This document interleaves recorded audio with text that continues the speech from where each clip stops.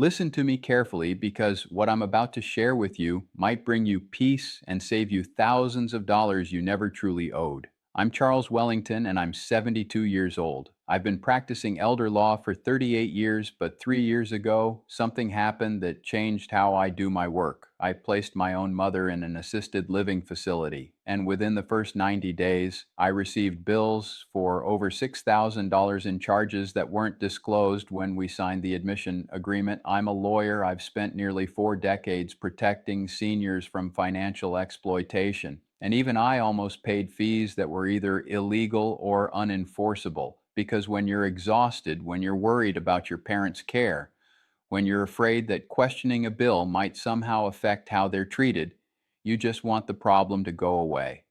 So you pay, even when you shouldn't. That experience taught me something. If I, someone who knows the law, almost fell into this trap, then families without legal training don't stand a chance. And that's exactly what these facilities are counting on. Let me tell you about Margaret. She's 69 years old, a retired nurse, and she just moved her 88-year-old father into a memory care unit. Within the first month, she received a bill for $3,047 in what the facility called standard fees. She sat at her kitchen table, confused and scared. She whispered to me on the phone, "Charles, I don't know if these are real charges or not, but what if I don't pay and they're angry with my dad?" That fear right there, that's exactly what nursing homes and assisted living facilities exploit. Your love for your parent, your exhaustion from caregiving, your confusion about what's legal and what's not. But today, I'm going to stand beside you. I'm going to walk you through 6 charges that nursing homes and assisted living facilities bill families for every single day. Charges that are either completely illegal under federal and state law or only enforceable if you don't know you have the right to refuse them. And I need you to stay until the end because the last one is the most cruel. It's the charge they hit you with when you're trying to leave, when your parent is dying or has died, and it's designed to extract money from you during your grief. So grab a notebook if you can, or just listen closely. And if any of this sounds familiar, if you've been charged for these things, please share your story in the comments. Your experience could help another family feel less alone. And don't forget to tap that like button so this reaches more people who need to know their rights. Now let's begin with one of the most common and most deceptive illegal charges I see. When Helen signed the admission agreement to move her mother Dorothy into Sunrise Meadows Assisted Living, she read through the 14-page contract carefully. The monthly rate was $4,200. There was a security deposit of $2,000. Everything seemed clear. 2 weeks after Dorothy moved in, Helen received a bill for $2,800 labeled community fee and entrance processing charge. She called the facility. They said, "Oh, yes, that's standard. It covers administrative costs for onboarding new residents." Helen was confused, but it wasn't in the contract I signed. The administrator responded, "It's in our fee schedule. All residents pay it." Helen felt trapped. Her mother was already settled. She didn't want to make waves, so she paid. But here's the truth. Under federal law and most state regulations, any fee charged to a nursing home or assisted living resident must be clearly disclosed in writing in the admission agreement before the resident moves in. If it's not in the contract you signed, you don't owe it. This is particularly important for what facilities call community fees, entrance fees, or onboarding charges. These fees can range from $1,000 to $5,000 or more, and facilities often spring them on families after admission, hoping you won't realize they're not legally enforceable. The Federal Nursing Home Reform Act requires that all fees and charges be disclosed in writing at or before admission. Many states have even stricter requirements for assisted living facilities. California, for example, requires that all fees be itemized in the admission agreement and that any changes to fees require written notice and resident consent. From my experience helping families, I've seen that many of these entrance fees simply don't exist in the original contract. They're added later, either as line items on invoices or mentioned verbally by staff who act as if they're mandatory. Here's what you need to do if this happens to you. First, take out your admission agreement and read it carefully. Look for any mention of the fee they're charging. If it's not there, you have legal grounds to refuse payment. Second, request in writing an explanation of what services the community fee covers and where in the admission agreement it was disclosed. Send this request via certified mail so you have proof. Third, if the facility cannot show you where the fee was disclosed in your admission agreement, send them a written refusal to pay, citing the federal disclosure requirements and your state's assisted living regulations. And fourth, if they threaten to discharge your loved one for non-payment of an undisclosed fee, contact your state's ombudsman for long-term care immediately. Threatening discharge over a disputed fee is illegal retaliation, and ombudsmen take these complaints very seriously. One thing I always tell families: these facilities have sophisticated billing systems and legal teams, but they're counting on you not knowing the law. Once you show them you understand your rights, many of these charges disappear. If this happened to you or someone you love, know this: you're not being difficult by asking questions. You're protecting your family from financial exploitation, and you have every legal right to do so. Coming up next, we'll talk about a charge that gets added to bills gradually, month after month, without your knowledge or consent. 3 months after James moved his wife Linda into Evergreen Senior Living for dementia care, the monthly bill jumped from $5,800 to $7,400. When James called to ask why, they told him Linda had been reassessed and moved to level 3 care, which required more intensive assistance. James was stunned. "Nobody told me about any reassessment. Nobody asked for my consent. I just got a bill that's $1,600 higher." The facility responded, "Your wife's care needs increased. Our staff determined she needed more support. That's level 3 care." James felt powerless. Linda was settled. He was afraid if he pushed back, they'd ask her to leave, so he started paying the higher rate. But here's what James didn't know. Under most state regulations, facilities cannot unilaterally increase a resident's care level and charge more without conducting a formal assessment, documenting the change in care needs, and notifying the family or responsible party in advance. This practice of care level creep is one of the most common illegal billing practices I see. Facilities will gradually bump residents up to higher care levels, sometimes without any actual change in the services being provided, and families don't realize they have the right to challenge it. In my own mother's case, I received a notice that she was being moved from assisted living standard to assisted living enhanced at an additional cost of yowzow $200 per month. When I asked what additional services she would receive, the facility couldn't provide a clear answer. "More monitoring," they said, "closer supervision." I requested a copy of the assessment that justified the care level increase. They couldn't produce one. There had been no formal reassessment. A staff member had simply decided to change her billing level. I challenged it. The charge was removed. Here's what you need to understand: care level increases are legitimate when a resident's needs genuinely change. If your parent develops mobility issues and needs more help with activities of daily living, a care level increase might be appropriate, but it must be done properly. Federal and state regulations require that any change in care level be based on a documented assessment by a qualified healthcare professional, not just a billing department decision. You must be notified in advance, and you have the right to review the assessment and request a reevaluation if you disagree. Here's what to do if your bill suddenly increases due to a care level change. First, request a copy of the assessment that justifies the increase. This should be a formal evaluation documenting specific changes in your loved one's functional abilities or care needs. Second, ask for a detailed explanation of what additional services your loved one will receive at the higher care level. If the facility can't articulate specific, measurable differences in care, the increase may not be justified. Third, if you believe the care level increase is inappropriate, request a reassessment by a different evaluator. Many states require facilities to allow families to request independent assessments. Fourth, review your admission agreement. Many contracts specify that care level changes require written notice and family consent before billing adjustments take effect.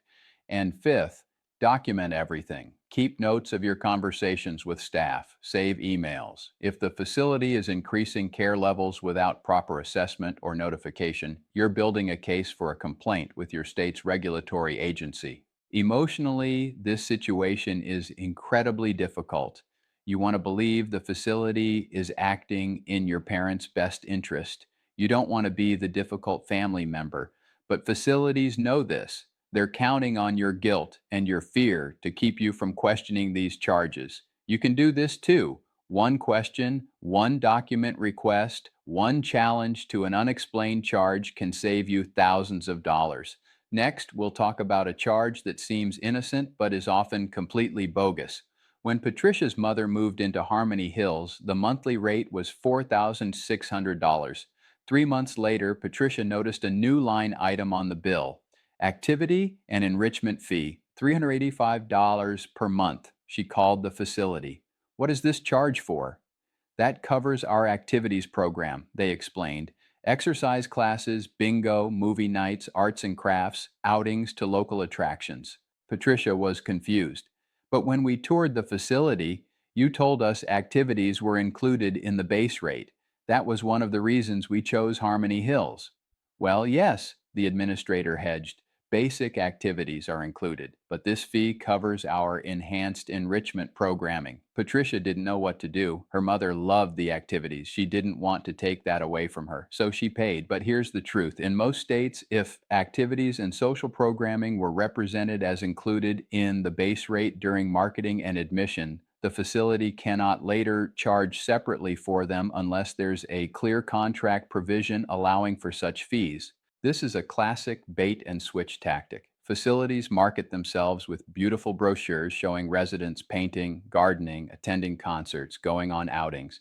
They tell touring families, we have a full activities program, but then, after admission, they start billing for these activities separately. I helped a retired librarian named Eleanor who was being charged $420 per month in activity fees. When I reviewed her admission agreement, activities were listed as included amenities. There was no provision allowing the facility to charge separately for activities. We challenged the charge. The facility backed down immediately. They knew it wasn't enforceable. Here's what you need to know. Federal regulations for nursing homes require that activities and social services be included as part of basic care. For assisted living facilities, state laws vary, but most require that any additional fees for activities be clearly disclosed in the admission agreement. If your loved one is being charged activity fees, here's what to do. First, review your admission agreement and any marketing materials you received during the tour. If activities were represented as included, those representations are legally binding. Second, ask the facility to provide documentation showing where activity fees were disclosed in your admission agreement. If they can't, you have grounds to refuse payment. Third, request an itemized list of what the activity fee covers. If it's just the regular programming that was represented as included, you shouldn't be paying extra. Fourth, check your state's assisted living regulations. Many states prohibit charging separately for activities that are part of the facility's standard programming. And fifth, if the facility insists you owe activity fees despite the lack of disclosure, file a complaint with your state's ombudsman and the regulatory agency that licenses assisted living facilities. From my work with families, I've found that activity fees are often one of the easiest charges to challenge because they're so rarely disclosed properly in admission agreements. Facilities add them, hoping families won't notice or won't push back. But you can push back. You have the right to expect that the services represented to you during admission are the services you receive without additional hidden charges. You can do this too. One firm phone call questioning an activity fee can save you $300 to $500 per month. Now let's look at a charge that not only costs you money, but may actually violate federal law in how it's imposed. When Robert's father, Thomas, moved into Oakwood Nursing Home, the monthly rate was $8,200. This was for a semi-private room with nursing care, meals, and what the facility called basic services. 2 months later, Robert noticed new charges on the bill: medication administration fee, $380, and medical supplies, $245. Robert called the billing office. What are these charges? The medication administration fee covers the cost of our nurses managing your father's medications, they explained. And the medical supplies charge is for items like gloves, bandages, and other materials used in his care. Robert was baffled. But isn't that what nursing care means? Managing medications and using supplies? That's why we're paying $200 a month, isn't it? Well, those are additional services, the billing representative said vaguely. Robert didn't understand, but he was afraid to push too hard. His father needed care, so he paid. But here's the legal truth. For nursing homes covered by Medicare and Medicaid, federal regulations are very clear. Medication administration is not a separate billable service. It's part of the basic nursing care that must be included in the daily room rate. The same is true for routine medical supplies used in the ordinary course of care. The Federal Nursing Home Reform Act specifically states that the facility must provide pharmaceutical services, including procedures for administering medications as part of covered services. Facilities cannot bill separately for medication administration. Now, there are some exceptions. If a resident needs specialized medications that must be purchased separately, or if they require specific medical equipment like oxygen concentrators or specialized wound care supplies, those might be separately billable. But routine medication administration and basic nursing supplies must be included in the room rate. For assisted living facilities, the rules vary by state. Some states allow separate charges for medication management, but only if clearly disclosed in the admission agreement. Others require it to be included in the base rate. I worked with a widow named Helen, whose husband was in a nursing home paying $9,500 per month. She was also being billed $450 monthly for medication management services. When I reviewed the invoices, the facility was charging for a nurse to administer his blood pressure medication, his cholesterol medication, and his vitamins. All routine oral medications that are part of standard nursing care. We challenged it under federal regulations. The facility refunded 6 months of charges totaling $2,700. Here's what you need to do if you're being charged separately for medication management or medical supplies. First, determine if your loved one is in a Medicare or Medicaid certified nursing home. If yes, medication administration cannot be billed separately, period. Second, review your admission agreement.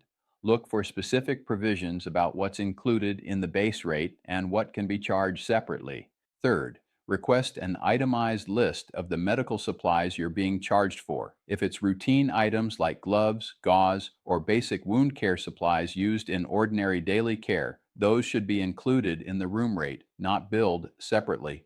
Fourth, if you're being charged for medication administration in a nursing home, contact your state's ombudsman and cite the federal regulations that prohibit this practice. And fifth, keep detailed records. If the facility is improperly billing for medication management or routine supplies, this is not just a contract dispute. It may be Medicare or Medicaid fraud, which is a serious violation. From an emotional standpoint, these charges are particularly insidious because they sound medical and official. Families think, well, if it's medical, I guess I have to pay it. But that's exactly what facilities are counting on. You have the right to question these charges, and in many cases, you have federal law on your side. You can do this too. One letter citing federal regulations can eliminate hundreds of dollars in monthly charges. Next, we'll talk about a charge that traps families into paying far more than they ever agreed to. Margaret received her mother's monthly bill from Serenity Gardens Assisted Living. The amount had jumped from $5,200 to $6,150. When she called to inquire, the billing office told her, "Your mother was automatically enrolled in our enhanced wellness package. It's part of our new comprehensive care initiative." "What does that mean?" Margaret asked. "What services is she getting?" The package includes weekly wellness checks, medication reminders, and care coordination, they explained. But she was already getting those things, Margaret protested. That was included in her base care. These are enhanced services, they insisted, higher quality monitoring. Margaret felt cornered. The package was already being provided. Her mother seemed to be receiving the same care as before, but now there was an extra $650 per month charge. She didn't know she could refuse it. Here's the legal reality. Facilities cannot unilaterally enroll residents in upgraded care packages or service tiers and charge for them without explicit consent from the resident or their responsible party. This is particularly clear in assisted living contracts, which are essentially service agreements that can only be modified with mutual consent. I've seen this happen dozens of times. A facility decides to rebrand their existing services with fancier names and higher prices. They call it an upgraded care model or an enhanced wellness initiative. They start billing for it automatically, and families don't realize they never had to agree to it in the first place. In my own practice, I helped a man named George, whose mother was automatically enrolled in what the facility called a premium care package that added $2,100 to the monthly bill. When I asked the facility to show me where George had authorized this enrollment, they couldn't. There was no signed agreement, no documented consent, just a unilateral decision by the facility to charge more.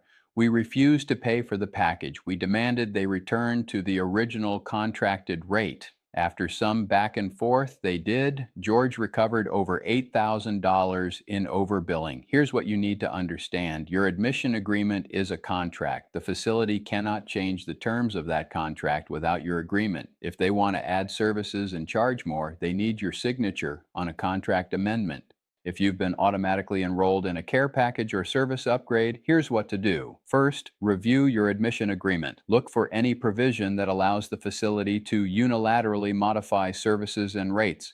Most agreements don't have such provisions. Second, request written documentation of your consent to the upgraded package. Did you sign anything? Was there a meeting where you agreed to the change? If not, the charge is not enforceable. Third, write to the facility stating that you did not authorize the upgraded package and that you're requesting an immediate return to the original contracted rate. Send this via certified mail. Fourth, if the facility insists the charge is mandatory, ask them to show you the provision in your admission agreement that makes it mandatory. They likely can't. And fifth, if they threaten consequences for refusing the upgraded package, contact your state's ombudsman. Facilities cannot force services on residents and then charge for them. From an emotional perspective, this tactic is particularly manipulative because it creates a sense of inevitability. Everyone is being enrolled in this new package. This is just how we do things now. They make it sound like you have no choice, but you do have a choice.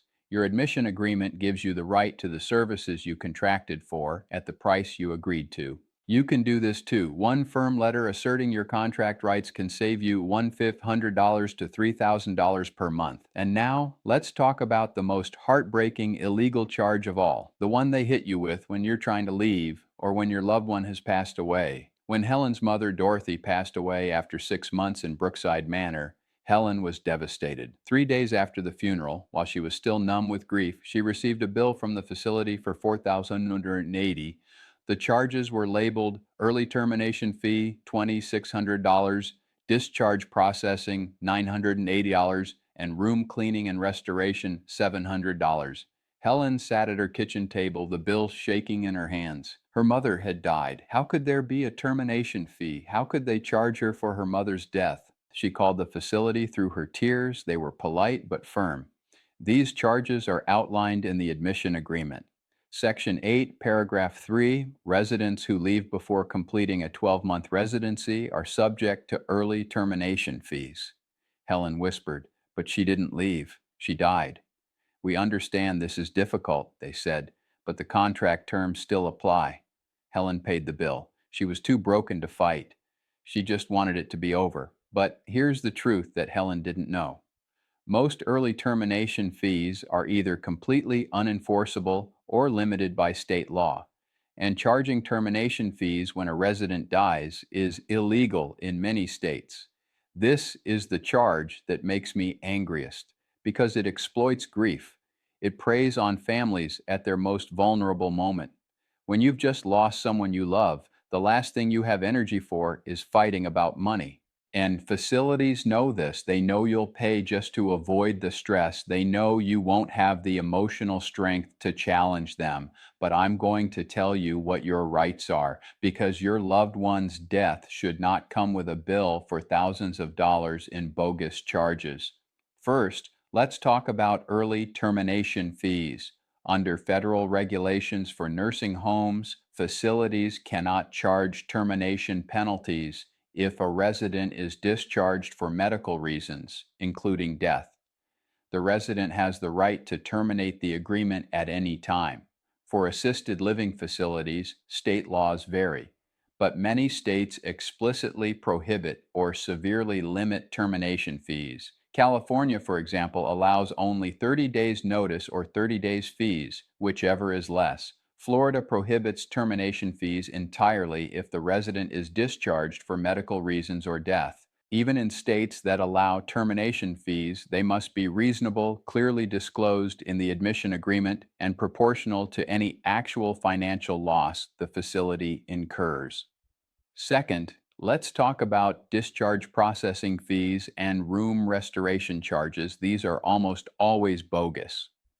Normal cleaning and turnover of a room is part of the facility's operating expenses, not something they can bill to the departing resident's family. If there's extraordinary damage to the room beyond normal wear and tear, the facility might have a claim against the security deposit, but they cannot bill you thousands of dollars for routine cleaning and preparation for the next resident. Third, and this is important, facilities often try to charge families for the entire month, even if the resident died or moved out mid-month. In most states, you only owe rent through the date of discharge, not for the entire month. I worked with a woman named Sarah whose father died on the 8th of the month. The facility billed her for the entire month, $7,800 plus a $3,500 early termination fee. Sarah had already paid for the first week of the month. We challenged both charges. We cited state law that prohibited termination fees upon death and demanded a refund of the charges for the last 3 weeks of the month. The facility refunded $9,100. Here's what you need to do if you receive termination fees or discharge charges after your loved one leaves or passes away. First, do not pay immediately. Take time to review the charges and your admission agreement. Second, check your state's laws on termination fees for assisted living and nursing homes. Your state's ombudsman office can help you understand what's legal in your state. Third, review the admission agreement carefully. Look for termination fee provisions. Are they clearly stated?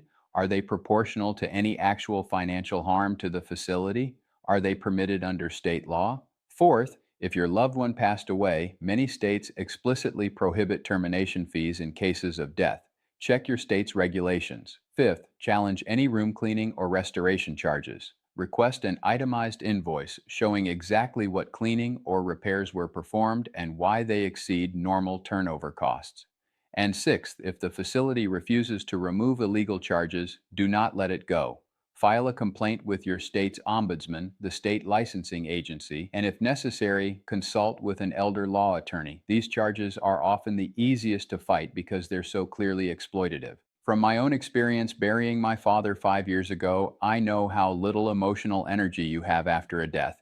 You just want to close out the accounts, settle the affairs, and grieve. The last thing you want is a fight with the facility where your parents spent their final days. But these facilities are counting on your grief. They're counting on you being too exhausted to fight. You don't have to fight alone. Your state's ombudsman is there to help you. Elder law attorneys like me often handle these cases on contingency or for minimal fees because we know families are already financially strained. You can do this too. One phone call to an ombudsman can eliminate thousands of dollars in illegal charges and prevent the facility from doing this to the next grieving family. So those are the 6 illegal charges that nursing homes and assisted living facilities are billing families for every single day. Community fees that were never disclosed, care level increases without proper assessment, activity fees for programming that was supposed to be included, separate charges for medication administration and routine supplies, automatic enrollment in upgraded care packages you never authorized, and discharge fees and termination penalties when your loved one leaves or passes away. Every single one of these charges can be challenged, and in most cases, you can get them reduced or eliminated entirely. Now, here's what I need you to do. First, if your loved one is currently in a facility or you're considering placement, get everything in writing. Every fee, every service, every charge must be clearly disclosed in the admission agreement before you sign it. Second, read the admission agreement carefully before signing. It's long, it's boring, it's full of legal language. Read it anyway. or have someone help you read it, because everything that happens for the next months or years will be governed by what's in that document. Third, keep detailed records. Save every invoice, document every conversation with facility staff. If charges appear that weren't disclosed, you'll need this documentation to challenge them. Fourth, know your rights. Every state has an ombudsman for long-term care facilities. Their services are free. They can help you understand what charges are legal and what aren't. Call them when you have questions.